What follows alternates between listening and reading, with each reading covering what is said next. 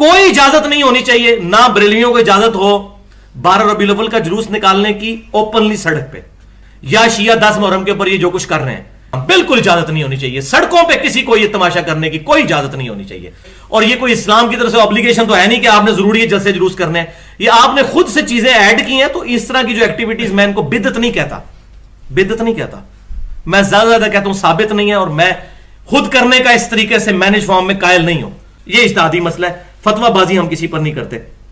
ये सब कुछ क्यों कर रहे हो आले मोहम्मद की दुश्मनी में? तुम्हें इस मुल्क में अली और हुसैन का नाम अच्छा नहीं लगता? तुम्हें गलियों में या हुसैन की सदाएं अच्छी नहीं लगती? तुम जानबूझ के ये आवाजें बंद करना चाहते हो? हम कोई चंदे लेके मजलिसें करवाते हैं, हम कोई खराबे मजलिसें करवाते हैं, हम कोई कब्जे की जगहों पे इमाम बारगाहें बनाते हैं। आज तक कोई हमारा शिया बंदा बस स्टॉप पे डब्बा लेके नहीं चढ़ा।